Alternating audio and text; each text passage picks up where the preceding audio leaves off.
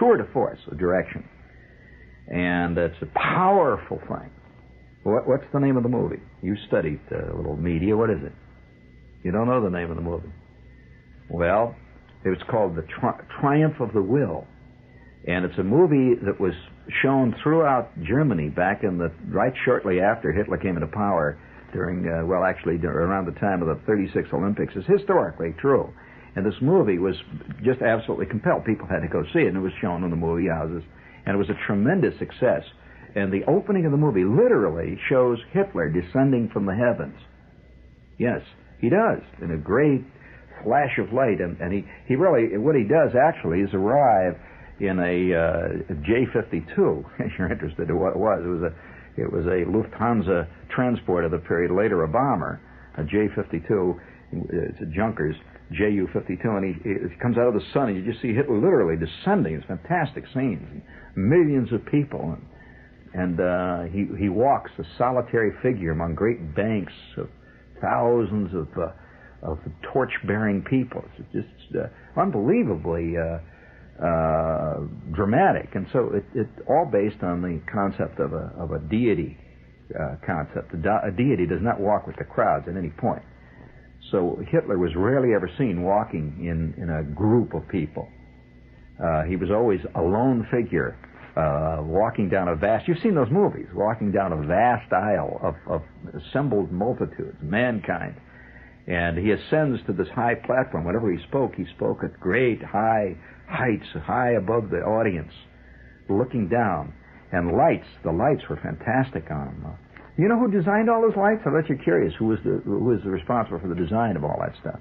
There was a man who designed the panoply at the famous Nazi party conclaves they had. Say every year they had a great party conclave in Nuremberg, which all the stops were pulled out. I mean, everything. You've seen them in the movies. You've seen movies of those things with the searchlights and all this stuff. Well, there was his architect, Albert Speer, designed this stuff, and he had a very interesting idea for the first big Nazi party they had, that they took giant searchlights, like hundreds of them. It was a fantastic sight. I've seen movies of it. And they took giant searchlights, like really hundreds of them. I mean, really powerful searchlights. I'm talking about the kind, anti-aircraft searchlights, the kind with an enormous beam. And they put them in a giant ring around the stadium, pointed directly upwards, so that when this thing opened, it looked like in the sky there was an enormous wall of light.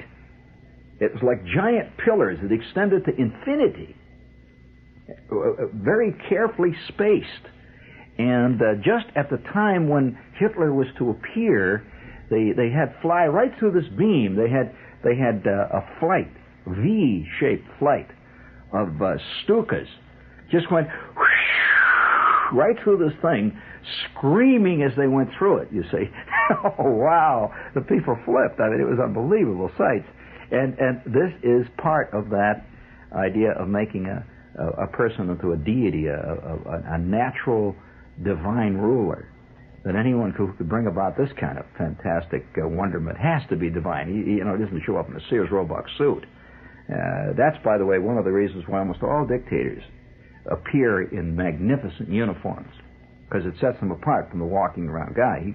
The walking around guy, of course, he wears his T-shirt and he goes out and gets his stretch suit. But when you see, for example, the scenes of Stalin, he has, wow, and this is all part of the panoply.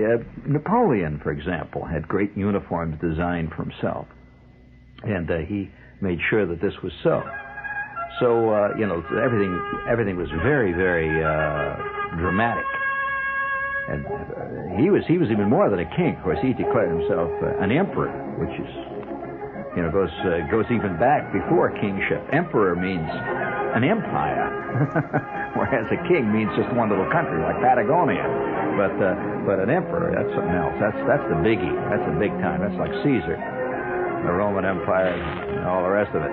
So the imperial connotations, panoply, are very evident when you look at say the procession of a leading dignitary from, say, a great Iron Curtain country when he arrives. He arrives wearing a tremendous uniform, usually.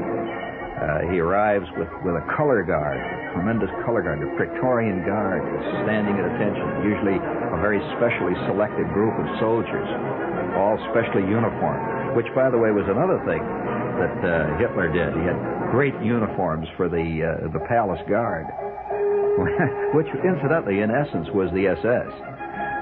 But within the SS, there was a nucleus called Hitler's Guards, the Führer Guard.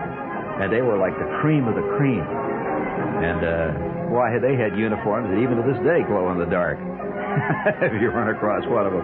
But, you know, those uniforms and all that stuff, people are studying that. You know, you can actually buy now books where all the Nazi regalia is all carefully analyzed. Schutzstaffel SS Hauptführer, second class, with the Order of Romania and the Great Star of Bulgaria with diamond cross-leaf oaks. Wow. This is WOR New York. Stay tuned for In Conversation.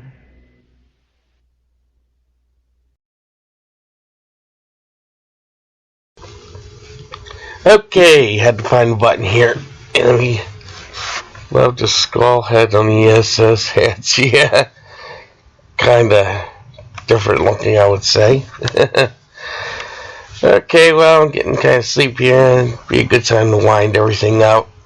I'll get up at 3:30. I normally do so. Put the put the cap on this bottle here, right? All right. Well, I'm gonna get right here, turn the black button to red, and put this baby in the can. See ya.